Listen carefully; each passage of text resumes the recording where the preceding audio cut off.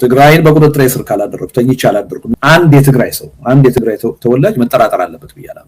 በትግራይ ህዝብ ላይ የዘር ጭፍጨፋ እንዲካሄድ ጸጉረ ልውጥ ጁንታ ያለ ቅስቀሳ ያደረገ አካል ይሄ ሰውዬ በስልጣን ላይ እስካለ ድረስ ማንም ሰላም ሊያገኝ አይችልም። ትግራይን ሳያንበረክክ እንቅልፍ መተኛት የሚችል ሰው አይደለም። ብቸኛ ደሴት ማያስተዳድራት ትግራይ ናት። ይሄ እንቅልፍ ይነሳዋል ጠቅላይ ሚኒስትሩ። በትግራይ ላይ ጄኖሳይድ የፈጸመን ስርዓት ያን ሁሉ በደል የፈጸመ ትግራይን በሻሻ አድርጊያታለሁ ብሎ ከተናገረ መሪ ጋራ የትግራይን ሴቶች እኮ ወንድ ነው የደፈራቸው ምን ታጋናላችሁ የኛ እኮ በሳንጃ ነው ወታደሮቻችን እንዲህ ብሎ የሚመጻደቅ አካል በትግራይ ህዝብ ላይ የዘር ጭፍጨፋ እንዲካሄድ ጸጉረ ልውጥ ጁንታ ያለ ቅስቀሳ ያደረገ አካል አሁን ከዚህ አካል አንድ ሰው መፍትሄ ያገኛለሁ ብዬ ነው የተጠጋሁት ቢለኝ እና ይሄ አመለካከት ልዩነት ነው ቢለኝ እኔ ልቀበል አልችልም። ሌላ ሰው ሊቀበል ይችላል። ለኔ ይሄ ምንም ከክህደት ያነሰ ሌላ ትርጉም የለውም። ስለዚህ በዛ ደረጃ ነው ማየው። ትንሽ የትግራይን ህዝብ የመከፋፈል አደጋ የመፍጠር እድል አግኝተው ነበር፣ ግን በሂደት ከሽፏል ብዬ ነው። አንድ ሰው ብልጽግናን ቢደግፍ መብቱ ነው ብዬ ወስዳለሁ እና ደግሞ ምናልባት መስሎትም ሊሆን ይችላል ብዬ እንደ አንድ የፖለቲካ አመለካከት ልዩነት ሊወስድለት ይችላል። እነዚህ ኃይሎችን ግን አሁን አቶ ጌታቸው ረዳ የወሰደውን አቋም የፖለቲካ ልዩነት ነው ብዬ ወይም ደግሞ አንድ የፖለቲካ አመለካከት ነው ብዬ ሊወስድ አልችልም። እንደዛ ከሆነ የፖለቲካ ሀሁ አይገባኝም ማለት ነው። ለኔ እነዚህ ሰዎች የፖለቲካ አቋም ልዩነት አይደለም ያደረጉት ወይም የወሰዱት ክህደት ነው የፈጸሙት። ይሄ ምናልባት በተወሰነ ደረጃ የትግራይን ህዝብ አደናግረው ክፍፍል ለመፍጠር ሞክረው ነበር። ደግሞ በተወሰነ ደረጃም ተሳክቶላቸው ነበር። በሂደት ግን ህብረተሰቡ ቆም ብሎ ማሰብ በመጀመሩ ያ ሂደታቸው እየከሸፈ ነው የመጣው እና እኔ ወደፊትም ይሄን ያህል ሚና ይኖራቸዋል የሚል ግምት የለኝም። ለኔ እነሱ የፖለቲካ ሱሳይድ ፈጽመዋል። ከዚህ በኋላ በኢትዮጵያም በትግራይም ፖለቲካ እዚህ ግባ የሚባል ቦታና ድርሻ ይኖራቸዋል የሚል እምነት የለኝም እና ጉዳዩን እንዳንድ የፖለቲካ አመለካከት ልዩነትም አላየውም። ምክንያቱም እኔ ጠቅላይ ሚኒስትር በሆንኩበት ሀገር በእኔ ቁጥጥር ስር ያልዋለ ለኔ የማይገዛ እንዴት አንድ ክልል ይኖራል የሚለው ጥያቄ እንቅልፍ ነስቶት ነው የሚያደርገው። ስለዚህ ትግራይን ሳያንበረክክ እንቅልፍ መተኛት የሚችል ሰው አይደለም። ይሄን በቀኝም በግራም ያለው ማንም ሰው መገንዘብ አለበት። ይሄ ሰውዬ በስልጣን ላይ እስካለ ድረስ ማንም ሰላም ሊያገኝ አይችልም። ምክንያቱም የሰላም ጸር ነው። ያገዛዝ ስልቱ የተመሰረተው በጦረኝነት ላይ ነው፣ በኃይል ላይ ነው። ከዛ ውጪ ማሰብ የሚችል ማይንድ ሴት የለም። ስለዚህ ተፈጥሮው ነው በቃ ይሄ እና ይሄን መገንዘብ ያስፈልጋል። እና ምንድነው ትግራይን መጀመሪያ በአጭር ጊዜ በጦርነት አንበረክካለሁ ብሎ ሞከረ። ከዛ በሲጅ በከበባ ሞከረ። ከዛ ደግሞ አልሳካለት ሲል ደግሞ በሰላም ስምምነት ስም በትጥቅ ማስፈታት ለማዳከም ሞከረ። እሱም ሳይሳካለት ቀረ። ከዛ በኋላ ደግሞ ውስጣዊ አንድነትን በማሳጣት ሊደርሺፕ በማሳጣት እርስ በርሱ የትግራይ አመራር ልሂቅ እንዲከፋፈል በማድረግ ደግሞ ሞከረ። ከዛ ቀጥሎ ደግሞ ታጣቂ ኃይሎችን በራሱ ግዛት ውስጥ አስተማርቶ የራሱን ክልል በመውጋት ደግሞ ለማሸነፍ ሙከራ አደረገ። ይሄም አልተሳካለት። ይሄ ኃይል በምንም ተአምር ትግራይ በቁጥጥር ስር ውላለች የኔ ተገዢ ናት እስካላለ ድረስ እንቅልፍ ሊተኛ አይችልም። ስለዚህ የትግራይ ኃይሎች መገንዘብ ያለባቸው እና መፍትሄያቸውን ማስቀመጥ ያለባቸው ከዚህ አንፃር አሁን ይሄ ሰውዬ ጋር ተነገለ በቅንነት የሚፈታው ችግር የለም። ራስን ከመከፋፈል መቆጠብ ያስፈልጋል። አሁን የትግራይ ኃይሎች ታይቶ በማይታወቅ መጠን በሚያሳዝን ሁኔታ ነው አገዛዙ ውስጣቸው ገብቶ የከፋፈላቸው። ይሄ ትልቅ ድክመት ነው። አንደኛ ውስጣዊ ድክመት ነው። ይሄ ውስጣዊ ክፍፍልን መከላከል ያስፈልጋል።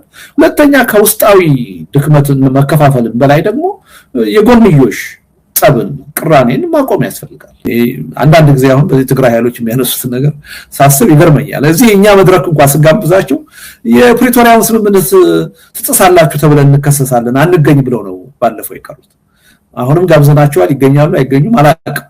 እንዲህ አይነት አላስፈላጊ የሆነ ሁኔታ ውስጥ ነው ያሉት እና በእንዲህ አይነት መልኩ ይሄን አገዛዝ ማሸነፍ የሚቻል አይመስለኝም። ይሄን አገዛዝ ለማሸነፍ ማንነቱን አውቆ መጨረስ ያስፈልጋል። በዚህ አገዛዝ መፍትሄ ሊመጣ እንደማይችል በደንብ አሟጦ ተስፋ መቁረጥ ያስፈልጋል። ከዛ በኋላ ደግሞ ውስጣዊ አንድነትን መጠበቅ ያስፈልጋል። በውስጥ እየተነሱ ያሉ ቅራኔዎች ሁለተኛ፣ ሶስተኛ፣ አራተኛ ደረጃ የሚታዩ ናቸው።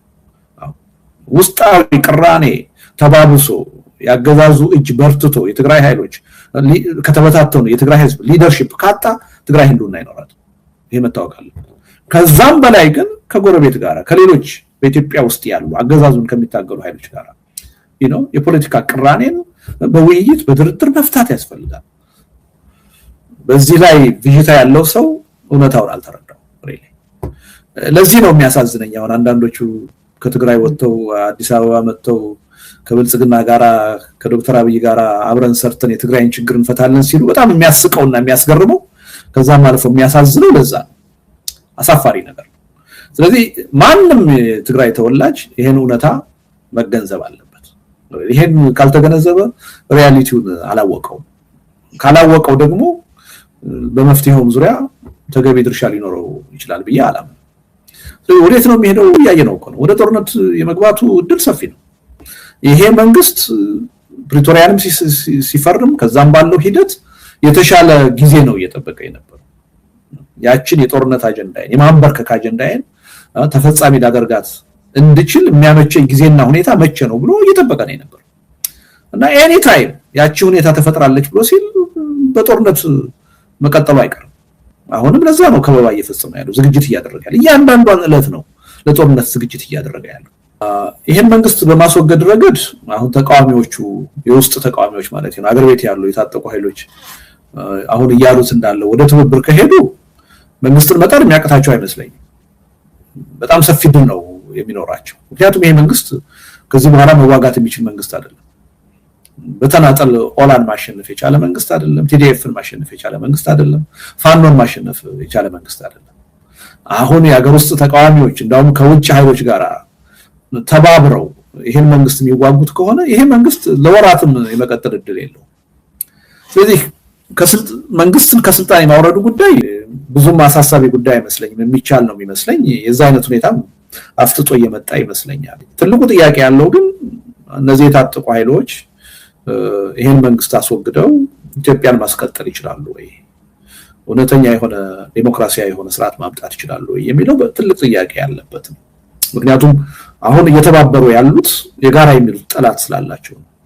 ይሄ መንግስት ሁሉንም በተራም በጋራም እየወጋ አንበረከካቸዋለሁ እያለ የግድ እንዲተባበሩ አድርጓቸዋል እና በውስጣቸው ያለውን ልዩነት ለጊዜው ወደ ጎን እንዲያደርጉት አድርጓቸዋል እና ይሄ ሁኔታ ነገ ከነገ ወዲያ የታጠቁት ኃይሎች ብቻቸውን 4 ኪሎ ቢገቡ ሰላማዊ ሁኔታ ሊፈጠር ይችላል ወይ? አስተማማኝ ማለት ነው ኢትዮጵያን ወደ በጎ አቅጣጫ ያሸጋግራሉ የሚለው እርግጠኛ መሆን አይቻልም። በጣም ከባድ ጥያቄ ነው። ስለዚህ ምንድነው ከወዲሁ ዝግጅት መደረግ አለበት። ነገ ከነገ ወዲያ የሚመጣው መንግስት ሁሉን አቀፍ መሆን አለበት። በሰላምም የታገሉ በመሳሪያም የታገሉ በሲቪክ እንቅስቃሴ ውስጥ ያሉ ኃይሎች ሊሳተፉበት የሚችል ሰፊ ማህበራዊ መሰረት ያለው አካል መሆን አለበት። አንድ ኃይል ብቻውን አሸናፊ ሆኖ ሌላውን ተሸናፊ አድርጎ መቀጠል የትም ሊያደርስ አይችልም። ምናልባትም ደግሞ ይሄ መንግስት ሲወገድ ሪስክም ሊኖር ይችላል። አገሪቱ የምትበተንበትም ሁኔታ ሊኖር ይችላል። ስለዚህ ይሄን ተጨንቆ ማሰብ በዚህ ዙሪያ መመካከር ያስፈልጋል። እኛም አንዱ አሁን በሽግግር ሂደት ላይ ትኩረት ሰጥተን እየሰራን ያለ ነው ያለ ምክንያት አይደለም። የሽግግርን ጉዳይ መንግስት ከወደቀ በኋላ መንግስት ከመውደቁ በፊት ነው ማሰብ ያለብን፣ ከወደቀ በኋላ አይደለም። ይሄ መንግስት ይወደቅና የመጣው ይምጣ የሚለው አመለካከት ከዚህ ቀደም ለምን እንደዳረገን እናውቃለን።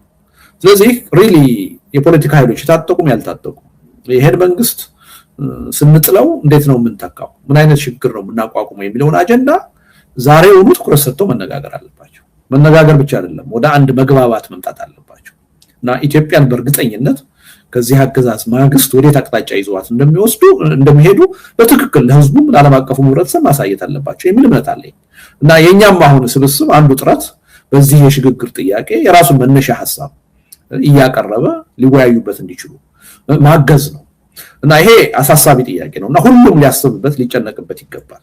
ዞሮ ዞሮ የኢትዮጵያ ህልውና አደጋ ውስጥ የመውደቅ ጉዳይ ዶክተር አብይ አህመድ በስልጣን ላይ እስካሉ ድረስ ከዛ የተለየ እድል የለው እና የእሳቸው በስልጣን መውረድ መሰረታዊ የሆነ ለውጥ ያመጣል ብለን እርግጠኛ ባንሆንም ቢያንስ ግን እድል ይፈጥራል ብለን መናገር እንችላለን። ትልቅ እንቅፋት የሆኑት እሳቸው ናቸው ለኢትዮጵያ ብሔራዊ ደህንነት። አሁን በቁጥር 1 አደጋው በስልጣን ላይ ያሉት ዶክተር አብይ አህመድ ናቸው እና የእሳቸው ገረድ ማለት የእሳቸው ከስልጣን መወገድ ሪሊ አዳዲስ የለውጥ እድሎችን ሊፈጥር ይችላል፣ የምንድንበትን እድል ሊፈጥር ይችላል። እሳቸው በስልጣን ላይ እስካሉ ድረስ ግን ምንም የኢትዮጵያ ዕጣ ፈንታ በጊዜ የሂደት ጉዳይ ካልሆነ በስተቀር ከመኖር ወደ አለመኖር ነው የሚቀየረው። እሳቸው በስልጣን ላይ እስካሉ ድረስ የሚያስቀሩት ምንም አይነት አደጋ የለም እና አንዳንድ ጊዜ እሳቸው ከሌሉ አገሪቷ አትኖርም፣ ከእሳቸው የተሻለ ማን ይመጣል የሚል አንዳንድ ጥያቄ የሚያነሱ የህብረተሰብ ክፍሎች እንዳሉ አውቃለሁ። እሱ ስህተት ነው። በኢትዮጵያ ተጨባጭ ሁኔታ ከዶክተር አብይ አህመድ የማይሻል ሰው እንኳንስ በተቃዋሚው ጎራ በራሱ በብልጽግና ፓርቲ ውስጥ አለ ብያለሁ። ምክንያቱም ይሄ ሰውዬ ችግር ፈጣሪ ናቸው፣ አደጋ ፈጣሪ ናቸው፣ በጎ ነገር የሚጠበቅባቸው አይደለም እና የእሳቸው መወገድ ለመፍትሄው አንድ ድርሻ አለው፣ ጠቃሚ ነው የሚል እምነት ነው ያለኝ። ግን ደግሞ እሳቸው ስለተወገዱ ብቻ የኢትዮጵያ ችግር በእነው ይጠፋል የሚል እምነት የለኝም። አሳሳቢ ነው። ስራ ይጠይቃል፣ ድካም፣ ትግል ይጠይቃል። ስለዚህ የኢትዮጵያ ተቃዋሚ ኃይሎች ከዚህ ቀደም ከነበሩ የትግል ሂደቶች፣ የለውጥ ሂደቶች ድክመትና ስህተት ተምረው በዚህ ረገድ ራሳቸውን ሰፊ ዝግጅት ማድረግ አለባቸው፣ ነገ ሳይሆን ዛሬ የሚል እምነት ነው ያለኝ። የፕሪቶሪያ ስምምነት ፈርሷል የሚል ነው። 1 ዓመት ሊሆነው ነው ጀነራል ታደሰ በጠቅላይ ሚኒስትሩ ሲሾሙ ቲፒኤልኤፍን ያገለለ ሂደት ሆኖ ነው የታየው እና ያንን እሱን አስመልክቼ አንድ አርቲክል ጽፌ ነበር። የፕሪቶሪያው ስምምነት አልቋል ፈርሷል ብዬ ብዙ ሰዎች እንዴት ትላለህ ልክ አይደለህም የሚል ትችት ሲያቀርቡ ሰምቼ ነበር ያኔ። አሁን ሁሉም የፕሪቶሪያው ስምምነት ፈርሷል የለም ወደሚል አቅጣጫ እየመጣ ነው እና ለምንድነው ማይስማማው? ለምንድነው ሰላም መፍጠር ያልቻለው? ይሄ መንግስት ሰላም አይፈልግም፣ ጦረኛ መንግስት ነው። ሁሉንም አንበርክኬ በቁጥጥር ስር አድርጌ መግዛት አለብኝ ብሎ የሚያምን መንግስት ነው። ይሄ መንግስት ሰላም ሊያመጣ አይችልም።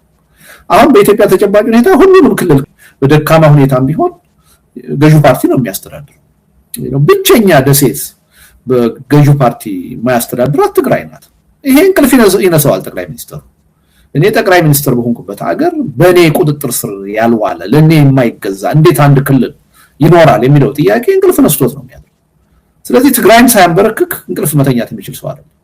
ይሄን በቀኝም በግራም ያለው ማንም ሰው መገንዘብ አለበት።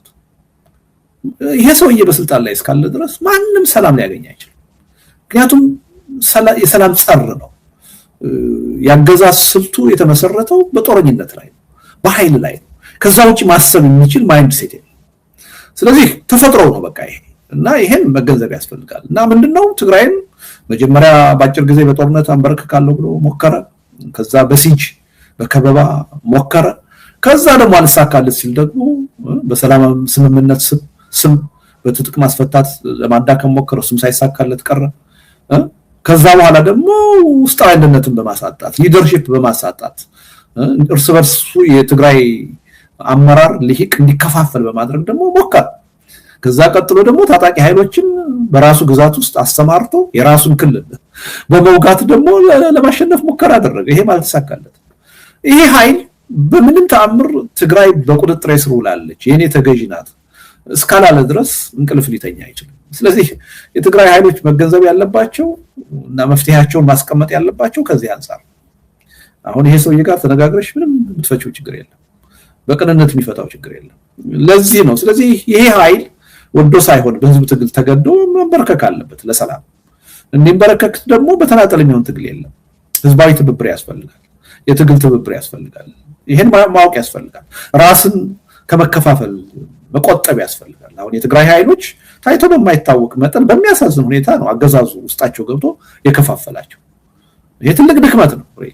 አንደኛ ውስጣዊ ድክመት ነው። ይሄ ውስጣዊ ክፍፍልን መከላከል ያስፈልጋል። ሁለተኛ ከውስጣዊ ድክመትን መከፋፈልን በላይ ደግሞ የጎንዮሽ ጸብን፣ ቅራኔን ማቆም ያስፈልጋል።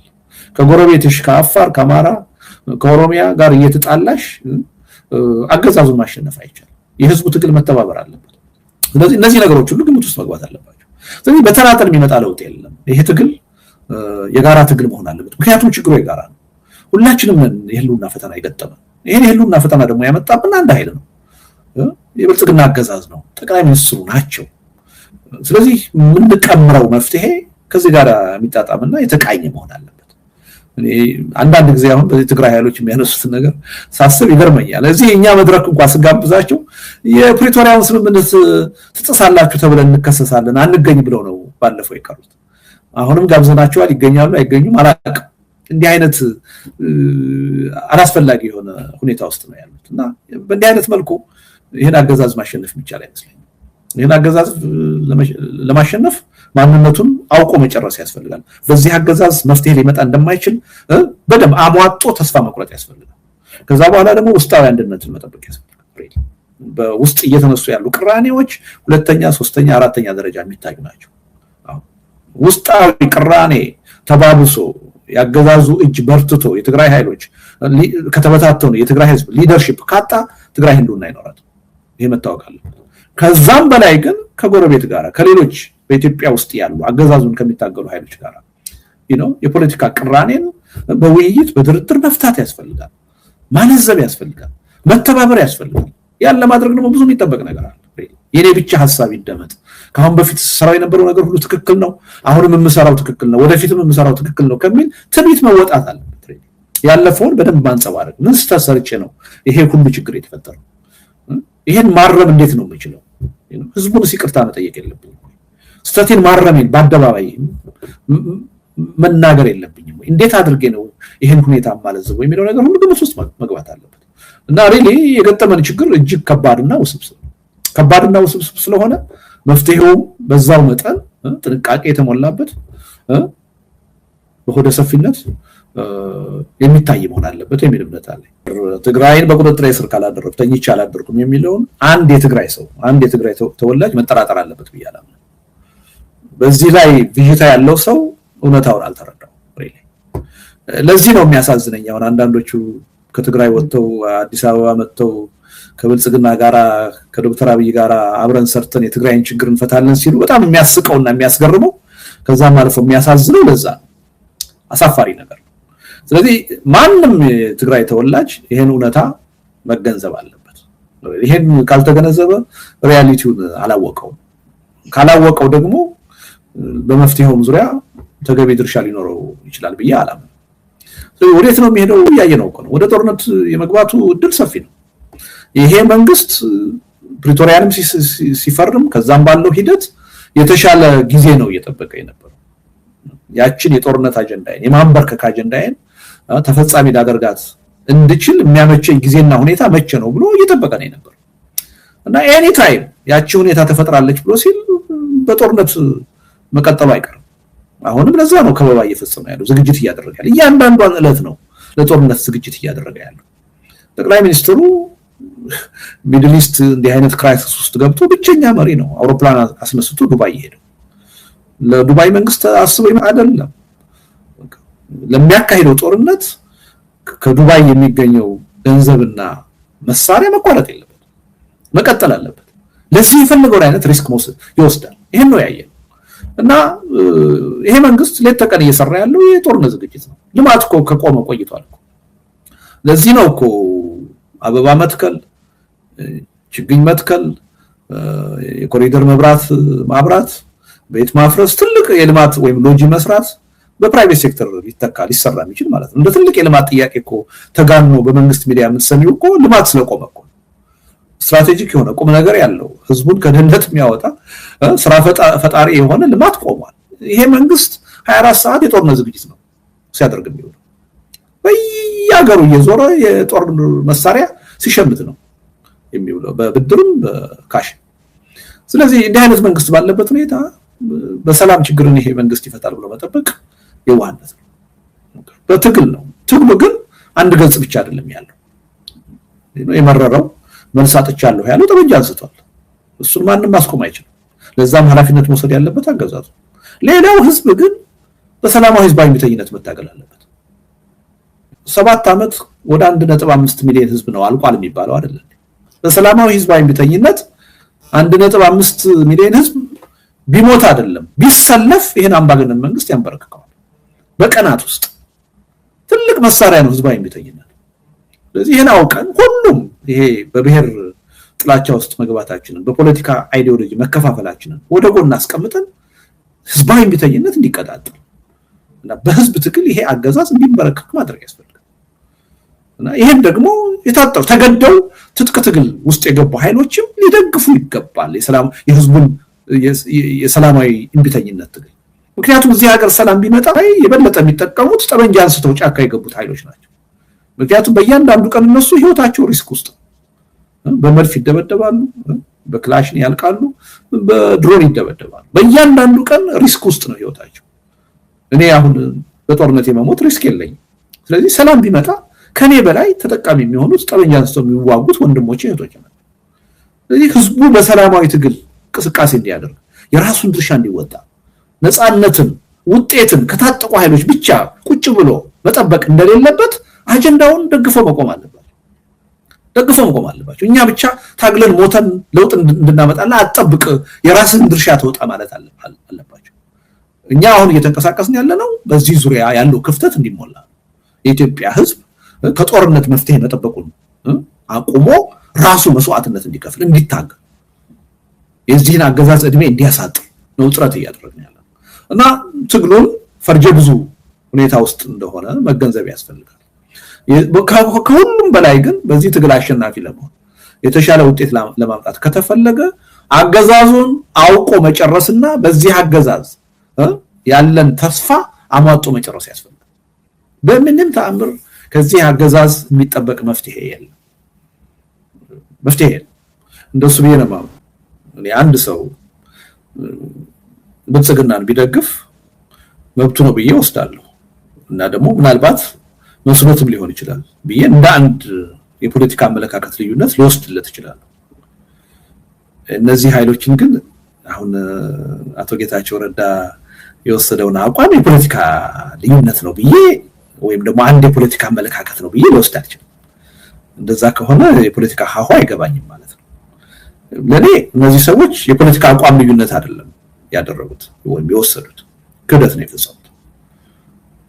ይሄ ምናልባት በተወሰነ ደረጃ የትግራይን ህዝብ አደናግረው ክፍፍል ለመፍጠር ሞክረው ነበር። ደግሞ በተወሰነ ደረጃም ተሳክቶላቸው ነበር። በሂደት ግን ህብረተሰቡ ቆም ብሎ ማሰብ በመጀመሩ ያ ሂደታቸው እየከሸፈ ነው የመጣው እና እኔ ወደፊትም ይሄን ያህል ሚና ይኖራቸዋል የሚል ግምት የለኝም። ለኔ እነሱ የፖለቲካ ሱሳይድ ፈጽመዋል። ከዚህ በኋላ በኢትዮጵያም በትግራይም ፖለቲካ እዚህ ግባ የሚባል ቦታና ድርሻ ይኖራቸዋል የሚል እምነት የለኝም እና ጉዳዩን እንዳንድ የፖለቲካ አመለካከት ልዩነትም አላየውም።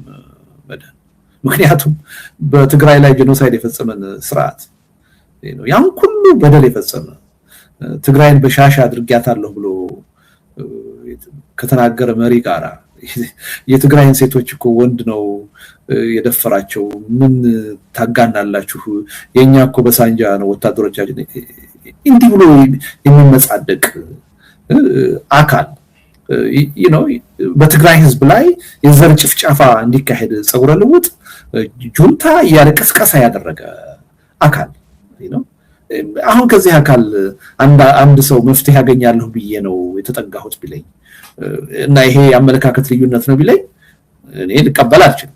ሌላ ሰው ሊቀበል ይችላል። ለኔ ይሄ ምንም ከክህደት ያነሰ ሌላ ትርጉም የለውም። ስለዚህ በዛ ደረጃ ነው ማየው። ትንሽ የትግራይን ህዝብ የመከፋፈል አደጋ የመፍጠር እድል አግኝተው ነበር፣ ግን በሂደት ከሽፏል ብዬ ነው ማሰው። አሁን ያ እድል አላቸው የሚል እምነት የለኝም። ይሄን መንግስት በማስወገድ ረገድ አሁን ተቃዋሚዎቹ የውስጥ ተቃዋሚዎች ማለት ነው አገር ቤት ያሉ የታጠቁ ኃይሎች አሁን እያሉት እንዳለው ወደ ትብብር ከሄዱ መንግስትን መጣር የሚያቀታቸው አይመስለኝም። በጣም ሰፊ ድል ነው የሚኖራቸው። ምክንያቱም ይሄ መንግስት ከዚህ በኋላ መዋጋት የሚችል መንግስት አይደለም።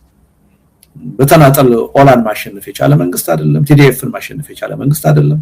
ፋኖን ማሸነፍ የቻለ መንግስት አይደለም። አሁን የሀገር ውስጥ ተቃዋሚዎች እንዳውም ከውጭ ኃይሎች ጋር ተባብረው ይሄን መንግስት የሚዋጉት ከሆነ ይሄ መንግስት ለወራትም የመቀጠል እድል የለው። ስለዚህ መንግስትን ከስልጣን የማውረዱ ጉዳይ ብዙም አሳሳቢ ጉዳይ አይመስለኝም፣ የሚቻል ነው የሚመስለኝ። የዛ አይነት ሁኔታም አፍጥጦ እየመጣ ይመስለኛል። ትልቁ ጥያቄ ያለው ግን እነዚህ የታጠቁ ኃይሎች ይሄን መንግስት አስወግደው ኢትዮጵያን ማስቀጠል ይችላሉ ወይ? እውነተኛ የሆነ ዲሞክራሲያዊ የሆነ ስርዓት ማምጣት ይችላሉ ወይ የሚለው ትልቅ ጥያቄ ያለበት ነው። ምክንያቱም አሁን እየተባበሩ ያሉት የጋራ የሚሉት ጠላት ስላላቸው ነው።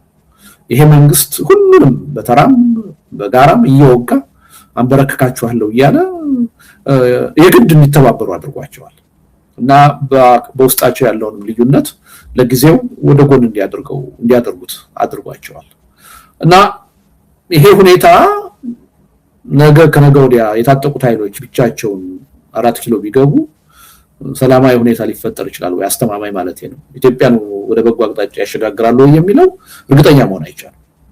በጣም ከባድ ጥያቄ ነው። ስለዚህ ምንድነው ከወዲሁ ዝግጅት መደረግ አለበት። ነገ ከነገ ወዲያ የሚመጣው መንግስት ሁሉን አቀፍ መሆን አለበት። በሰላምም የታገሉ በመሳሪያም የታገሉ በሲቪክ እንቅስቃሴ ውስጥ ያሉ ኃይሎች ሊሳተፉበት የሚችል ሰፊ ማህበራዊ መሰረት ያለው አካል መሆን አለበት። አንድ ኃይል ብቻውን አሸናፊ ሆኖ ሌላውን ተሸናፊ አድርጎ መቀጠል የትም ሊያደርስ አይችልም። ምናልባትም ደግሞ ይሄ መንግስት ሲወገድ ሪስክም ሊኖር ይችላል። ሀገሪቱ የምትበተንበትም ሁኔታ ሊኖር ይችላል። ስለዚህ ይሄን ተጨንቆ ማሰብ በዚህ ዙሪያ መመካከር ያስፈልጋል። እኛም አንዱ አሁን በሽግግር ሂደት ላይ ትኩረት ሰጥተን እየሰራን ያለነው ያለ ምክንያት አይደለም። የሽግግርን ጉዳይ መንግስት ከወደቀ በኋላ መንግስት ከመውደቁ በፊት ነው ማሰብ ያለብን፣ ከወደቀ በኋላ አይደለም። አይ ይሄ መንግስት ይወደቅና የመጣው ይምጣ የሚለው አመለካከት ከዚህ ቀደም ለምን እንደዳረገን እናውቃለን። ስለዚህ ሪሊ የፖለቲካ ኃይሎች የታጠቁም ያልታጠቁ ይሄን መንግስት ስንጥለው እንዴት ነው የምንተካው፣ ምን አይነት ችግር ነው የምናቋቁመው የሚለውን አጀንዳ ዛሬውኑ ትኩረት ሰጥተው መነጋገር አለባቸው። መነጋገር ብቻ አይደለም፣ ወደ አንድ መግባባት መምጣት አለባቸው እና ኢትዮጵያን በእርግጠኝነት ከዚህ አገዛዝ ማግስት ወዴት አቅጣጫ ይዘዋት እንደሚሄዱ በትክክል ለህዝቡም ለዓለም አቀፉ ህብረተሰብ ማሳየት አለባቸው የሚል እምነት አለኝ እና የኛም አሁን ስብስብ አንዱ ጥረት በዚህ የሽግግር ጥያቄ የራሱን መነሻ ሐሳብ እያቀረበ ሊወያዩበት እንዲችሉ ማገዝ ነው እና ይሄ አሳሳቢ ጥያቄ ነውና ሁሉም ሊያስብበት ሊጨነቅበት ይገባል። ዞሮ ዞሮ የኢትዮጵያ ህልውና አደጋ ውስጥ የመውደቅ ጉዳይ ዶክተር አብይ አህመድ በስልጣን ላይ እስካሉ ድረስ ከዛ የተለየ እድል የለው እና የእሳቸው በስልጣን መውረድ መሰረታዊ የሆነ ለውጥ ያመጣል ብለን እርግጠኛ ባንሆንም ቢያንስ ግን እድል ይፈጥራል ብለን መናገር እንችላለን። ትልቅ እንቅፋት የሆኑት እሳቸው ናቸው ለኢትዮጵያ ብሔራዊ ደህንነት። አሁን በቁጥር 1 አደጋው በስልጣን ላይ ያሉት ዶክተር አብይ አህመድ ናቸው እና የእሳቸው ገለል ማለት የእሳቸው ከስልጣን መወገድ ሪሊ አዳዲስ የለውጥ እድሎችን ሊፈጥር ይችላል፣ የምንድንበትን እድል ሊፈጥር ይችላል። እሳቸው በስልጣን ላይ እስካሉ ድረስ ግን ምንም የኢትዮጵያ ዕጣ ፈንታ በጊዜ የሂደት ጉዳይ ካልሆነ በስተቀር ከመኖር ወደ አለመኖር ነው የሚቀየረው። እሳቸው በስልጣን ላይ እስካሉ ድረስ የሚያስቀሩት ምንም አይነት አደጋ የለም እና አንዳንድ ጊዜ እሳቸው ከሌሉ አገሪቷ አትኖርም፣ ከእሳቸው የተሻለ ማን ይመጣል የሚል አንዳንድ ጥያቄ የሚያነሱ የህብረተሰብ ክፍሎች እንዳሉ አውቃለሁ። እሱ ስህተት ነው። በኢትዮጵያ ተጨባጭ ሁኔታ ከዶክተር አብይ አህመድ የማይሻል ሰው እንኳንስ በተቃዋሚው ጎራ በራሱ በብልጽግና ፓርቲ ውስጥ አለ ብያለሁ። ምክንያቱም ይሄ ሰውዬ ችግር ፈጣሪ ናቸው፣ አደጋ ፈጣሪ ናቸው፣ በጎ ነገር የሚጠበቅባቸው አይደለም እና የእሳቸው መወገድ ለመፍትሄው አንድ ድርሻ አለው፣ ጠቃሚ ነው የሚል እምነት ነው ያለኝ። ግን ደግሞ እሳቸው ስለተወገዱ ብቻ የኢትዮጵያ ችግር በእነው ይጠፋል የሚል እምነት የለኝም። አሳሳቢ ነው። ስራ ይጠይቃል፣ ድካም፣ ትግል ይጠይቃል። ስለዚህ የኢትዮጵያ ተቃዋሚ ኃይሎች ከዚህ ቀደም ከነበሩ የትግል ሂደቶች፣ የለውጥ ሂደቶች ድክመትና ስህተት ተምረው በዚህ ረገድ ራሳቸውን ሰፊ ዝግጅት ማድረግ አለባቸው፣ ነገ ሳይሆን ዛሬ የሚል እምነት ነው ያለኝ። የፕሪቶሪያ ስምምነት ፈርሷል የሚል ነው። 1 ዓመት ሊሆነው ነው። ጀነራል ታደሰ በጠቅላይ ሚኒስትሩ ሲሾሙ ቲፒኤልኤፍን ያገለለ ሂደት ሆኖ ነው የታየው እና ያንን እሱን አስመልክቼ አንድ አርቲክል ጽፌ ነበር። የፕሪቶሪያው ስምምነት አልቋል ፈርሷል ብዬ ብዙ ሰዎች እንዴት ትላለህ ልክ አይደለህም የሚል ትችት ሲያቀርቡ ሰምቼ ነበር ያኔ። አሁን ሁሉም ፕሪቶሪያ ስምምነት ፈርሷል የለም ወደሚል አቅጣጫ እየመጣ ነው እና ለምንድነው ማይስማማው? ለምንድነው ሰላም መፍጠር ያልቻለው? ይሄ መንግስት ሰላም አይፈልግም። ጦረኛ መንግስት ነው። ሁሉንም አንበርክኬ በቁጥጥር ስር አድርጌ መግዛት አለብኝ ብሎ የሚያምን መንግስት ነው። ይሄ መንግስት ሰላም ሊያመጣ አይችልም። አሁን በኢትዮጵያ ተጨባጭ ሁኔታ ሁሉንም ክልል በደካማ ሁኔታም ቢሆን ገዢው ፓርቲ ነው የሚያስተዳድረው። ብቸኛ ደሴት በገዢው ፓርቲ የማያስተዳድራት ትግራይ ናት። ይሄ እንቅልፍ ይነሳዋል ጠቅላይ ሚኒስትሩ። እኔ ጠቅላይ ሚኒስትር በሆንኩበት ሀገር በእኔ ቁጥጥር ስር ያልዋለ ለእኔ የማይገዛ እንዴት አንድ ክልል ይኖራል የሚለው ጥያቄ እንቅልፍ ነስቶት ነው የሚያደርገው። ስለዚህ ትግራይን ሳያንበረክክ እንቅልፍ መተኛት የሚችል ሰው አይደለም። ይሄን በቀኝም በግራም ያለው ማንም ሰው መገንዘብ አለበት። ይሄ ሰውዬ በስልጣን ላይ እስካለ ድረስ ማንም ሰላም ሊያገኝ አይችልም። ምክንያቱም የሰላም ጸር ነው። ያገዛዝ ስልቱ የተመሰረተው በጦረኝነት ላይ ነው፣ በኃይል ላይ ነው። ከዛ ውጪ ማሰብ የሚችል ማይንድ ሴት የለም። ስለዚህ ተፈጥሮ ነው በቃ ይሄ እና ይሄን መገንዘብ ያስፈልጋል። እና ምንድነው ትግራይን መጀመሪያ በአጭር ጊዜ በጦርነት አንበረክካለሁ ብሎ ሞከረ። ከዛ በሲጅ በከበባ ሞከረ። ከዛ ደግሞ አልሳካለት ሲል ደግሞ በሰላም ስምምነት ስም በትጥቅ ማስፈታት ለማዳከም ሞከረ። እሱም ሳይሳካለት ቀረ። ከዛ በኋላ ደግሞ ውስጣዊ አንድነትን በማሳጣት ሊደርሺፕ በማሳጣት እርስ በርሱ የትግራይ አመራር ልሂቅ እንዲከፋፈል በማድረግ ደግሞ ሞከረ። ከዛ ቀጥሎ ደግሞ ታጣቂ ኃይሎችን በራሱ ግዛት ውስጥ አስተማርቶ የራሱን ክልል በመውጋት ደግሞ ለማሸነፍ ሙከራ አደረገ። ይሄ ማለት ተሳካለት። ይሄ ኃይል በምንም ተአምር ትግራይ በቁጥጥር ስር ውላለች የኔ ተገዢ ናት እስካላለ ድረስ እንቅልፍ ሊተኛ አይችልም። ስለዚህ የትግራይ ኃይሎች መገንዘብ ያለባቸው እና መፍትሄያቸውን ማስቀመጥ ያለባቸው ከዚህ አንፃር። አሁን ይሄ ሰውዬ ጋር ተነጋግረሽ ምንም የምትፈቺው ችግር የለም፣ በቅንነት የሚፈታው ችግር የለም። ለዚህ ነው ስለዚህ ይሄ ኃይል ወዶ ሳይሆን በህዝብ ትግል ተገዶ መንበርከክ አለበት ለሰላም። እንዲንበረከክ ደግሞ በተናጠል የሚሆን ትግል የለም። ህዝባዊ ትብብር ያስፈልጋል፣ የትግል ትብብር ያስፈልጋል። ይሄን ማወቅ ያስፈልጋል። ራስን ከመከፋፈል መቆጠብ ያስፈልጋል። አሁን የትግራይ ኃይሎች ታይቶ በማይታወቅ መጠን በሚያሳዝን ሁኔታ ነው አገዛዙ ውስጣቸው ገብቶ የከፋፈላቸው። ይሄ ትልቅ ድክመት ነው። አንደኛ ውስጣዊ ድክመት ነው። ይሄ ውስጣዊ ክፍፍልን መከላከል ያስፈልጋል። ሁለተኛ ከውስጣዊ ድክመትን መከፋፈልን በላይ ደግሞ የጎንዮሽ ጠብን ቅራኔን ማቆም ያስፈልጋል። ከጎረቤትሽ ከአፋር ከአማራ ከኦሮሚያ ጋር እየተጣላሽ አገዛዙን ማሸነፍ አይቻልም። የህዝቡ ትግል መተባበር አለበት። ስለዚህ እነዚህ ነገሮች ሁሉ ግምት ውስጥ መግባት አለባቸው። ስለዚህ በተናጠል የሚመጣ ለውጥ የለም። ይሄ ትግል የጋራ ትግል መሆን አለበት። ምክንያቱም ችግሩ የጋራ ነው። ሁላችንም የህልውና ፈተና የገጠመን። ይሄን የህልውና ፈተና ደግሞ ያመጣብን አንድ ኃይል ነው፣ የብልጽግና አገዛዝ ነው፣ ጠቅላይ ሚኒስትሩ ናቸው። ስለዚህ የምንቀምረው መፍትሄ ከዚህ ጋር የሚጣጣምና የተቃኘ መሆን አለበት። እኔ አንዳንድ ጊዜ አሁን በዚህ ትግራይ ኃይሎች የሚያነሱት ነገር ሳስብ ይገርመኛል። እዚህ እኛ መድረክ እንኳን ስጋብዛቸው የፕሪቶሪያውን ስምምነት ትጥሳላችሁ ተብለን እንከሰሳለን አንገኝ ብለው ነው ባለፈው የቀሩት። አሁንም ጋብዘናቸዋል፣ ይገኛሉ አይገኙም አላውቅም። እንዲህ አይነት አላስፈላጊ የሆነ ሁኔታ ውስጥ ነው ያሉት እና በእንዲህ አይነት መልኩ ይሄን አገዛዝ ማሸነፍ የሚቻል አይመስለኝም። ይሄን አገዛዝ ለማሸነፍ ማንነቱን አውቆ መጨረስ ያስፈልጋል። በዚህ አገዛዝ መፍትሄ ሊመጣ እንደማይችል በደንብ አሟጦ ተስፋ መቁረጥ ያስፈልጋል። ከዛ በኋላ ደግሞ ውስጣዊ አንድነትን መጠበቅ ያስፈልጋል። በውስጥ እየተነሱ ያሉ ቅራኔዎች ሁለተኛ፣ ሶስተኛ፣ አራተኛ ደረጃ የሚታዩ ናቸው። ውስጣዊ ቅራኔ ተባብሶ ያገዛዙ እጅ በርትቶ የትግራይ ኃይሎች ከተበታተኑ የትግራይ ህዝብ ሊደርሺፕ ካጣ ትግራይ ህልውና አይኖራትም። ይሄ መታወቅ አለበት። ከዛም በላይ ግን ከጎረቤት ጋር ከሌሎች በኢትዮጵያ ውስጥ ያሉ አገዛዙን ከሚታገሉ ኃይሎች ጋር የፖለቲካ ቅራኔን በውይይት በድርድር መፍታት ያስፈልጋል። ማለዘብ ያስፈልጋል። መተባበር ያስፈልጋል። ያን ለማድረግ ደግሞ ብዙ የሚጠበቅ ነገር አለ።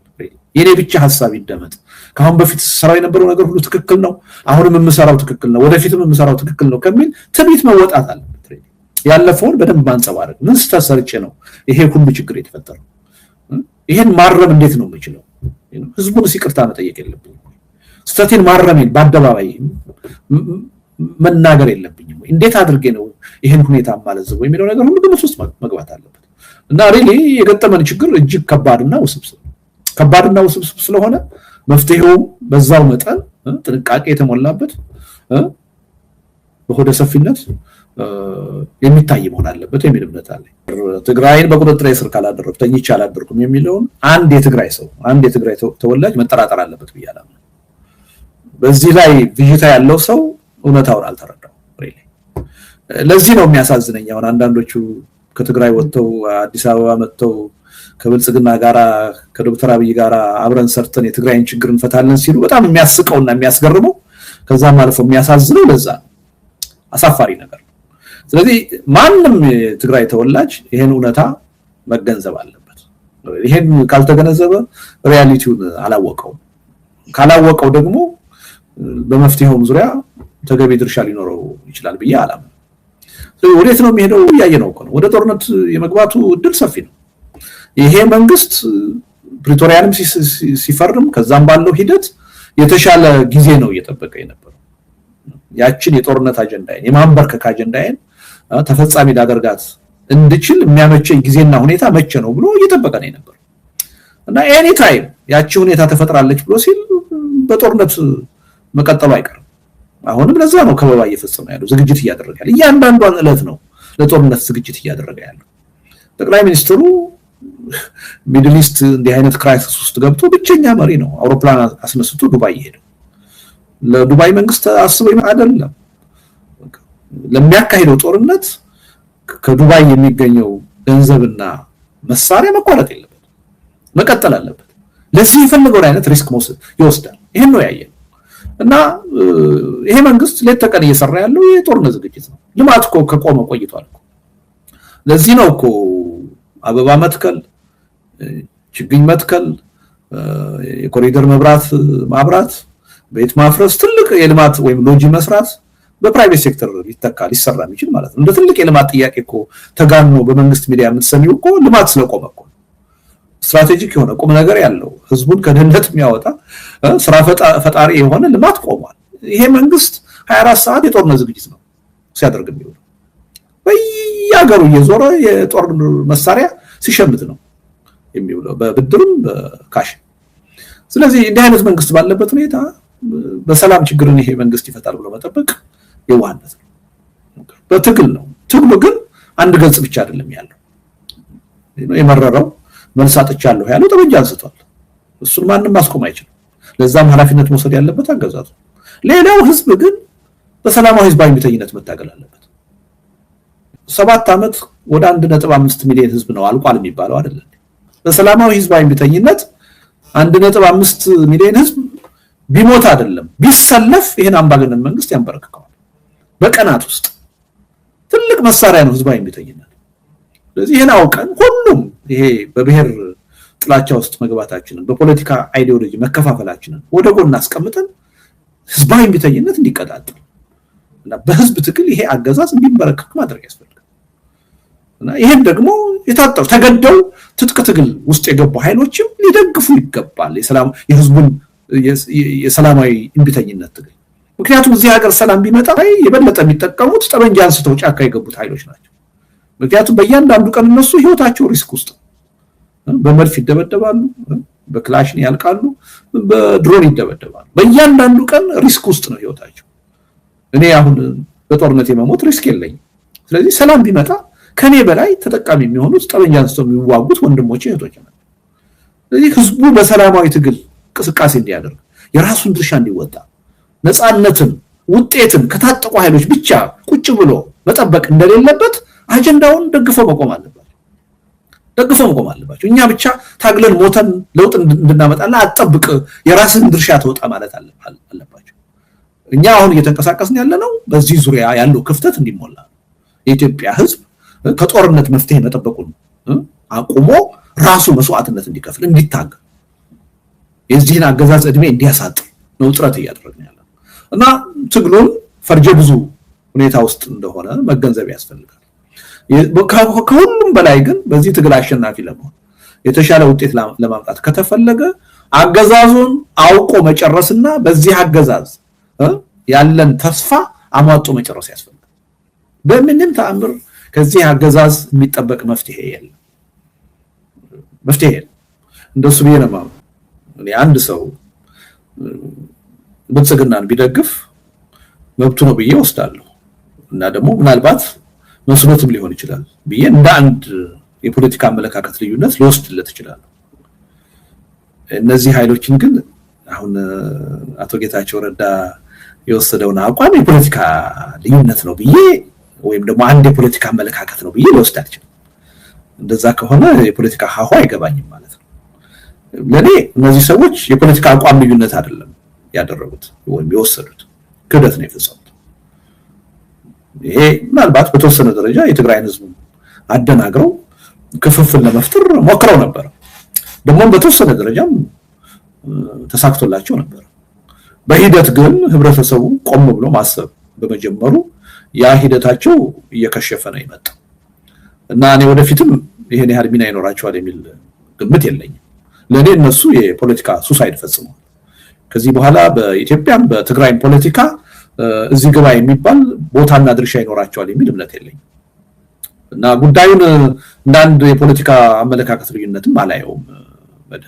ምክንያቱም በትግራይ ላይ ጄኖሳይድ የፈጸመን ስርዓት ነው ያን ሁሉ በደል የፈጸመ ትግራይን በሻሻ አድርጊያታለሁ ብሎ ከተናገረ መሪ ጋራ የትግራይን ሴቶች እኮ ወንድ ነው የደፈራቸው ምን ታጋናላችሁ የኛ እኮ በሳንጃ ነው ወታደሮቻችን እንዲህ ብሎ የሚመጻደቅ አካል በትግራይ ህዝብ ላይ የዘር ጭፍጨፋ እንዲካሄድ ጸጉረ ልውጥ ጁንታ ያለቀስቀሳ ያደረገ አካል ነው። አሁን ከዚህ አካል አንድ ሰው መፍትሄ ያገኛለሁ ብዬ ነው የተጠጋሁት ቢለኝ እና ይሄ አመለካከት ልዩነት ነው ቢለኝ እኔ ልቀበል አልችልም። ሌላ ሰው ሊቀበል ይችላል። ለኔ ይሄ ምንም ከክህደት ያነሰ ሌላ ትርጉም የለውም። ስለዚህ በዛ ደረጃ ነው ማየው። ትንሽ የትግራይን ህዝብ የመከፋፈል አደጋ የመፍጠር እድል አግኝተው ነበር፣ ግን በሂደት ከሽፏል ብዬ ነው ማሰው። አሁን ያ እድል አላቸው የሚል እምነት የለኝም።